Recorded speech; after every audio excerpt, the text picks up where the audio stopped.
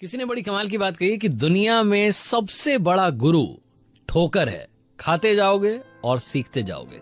My FM पर मैं हूं आरजे कार्तिक। एक बार की बात है, एक सेठ जी हीरों का बिजनेस करते थे और एक देश से दूसरे देश में जाया करते थे हीरों की पोटली लेकर के। एक बार वो जा रहे थे तो उनको एक ठग ने देख लिया और ठग ने उसी जहाज में टिकट ले ली। वो भी उसी जहाज में सवार हो गए जिस जहाज में सेठ जी जा रहे थे। 2 दिन की यात्रा थी।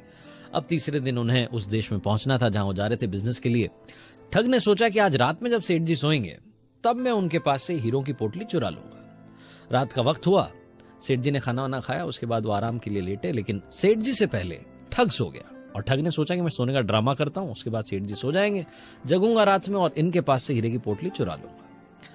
ठग सो गया, सेठ जी को भी नींद आ गई। लेकिन सेठ जी ने सोचा कि नींद जो है मेरी उड़ सकती है अगर कोई मेरे हीरे की पोटली लेके चला जाए। तो फिर से जगे और उन्होंने सोचा कि इसको कहां छुपाई जाए। तो सेठ जी ने थोड़ा सा दिमाग लगाया और उन्होंने उस हीरे की पोटली को उस ठग की जेब में डाल दिया। उसके बाद सेठ जी आराम से निश्चिंत होकर के सो गए। देर रात में ठग जगा। ठग ने सोचा कि चलो ढूंढते हैं। सेठ जी का सामान खंगाला लेकिन उसे वो हीरे की पोटली नहीं मिली। उसने हर तरफ ढूंढ लिया, उसे कहीं नहीं मिली।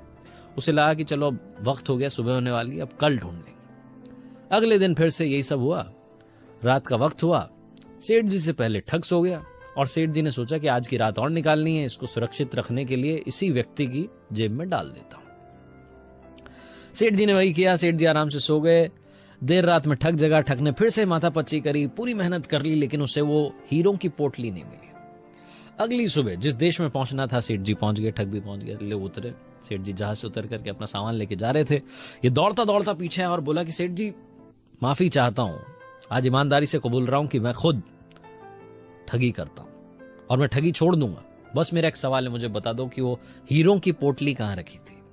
तो सेठ जी ने कहा कि मूर्ख इंसान, वो हीरों की पोटली मैंने तेरी जेब में रखी थी, जो तेरे पास था तू उसे बाहर ढूंढ रहा था। ये छोटी सी मजेदार कहानी एक बात बहुत काम की सिखाती है कि दुनिया में आपको क्या चाहिए ये आपको कोई नहीं बता सकता। हम कई बार दूसरों से पूछते हैं कि मुझे क्या करना चाहिए। आपकी खुशी, आप क्या चाहते हैं, आपको सक्सेस कैसे मिलेगी, इसका जवाब सिर्फ और सिर्फ आपके पास है। अपनी खुशी को दूसरों में ढूंढना बंद कीजिए।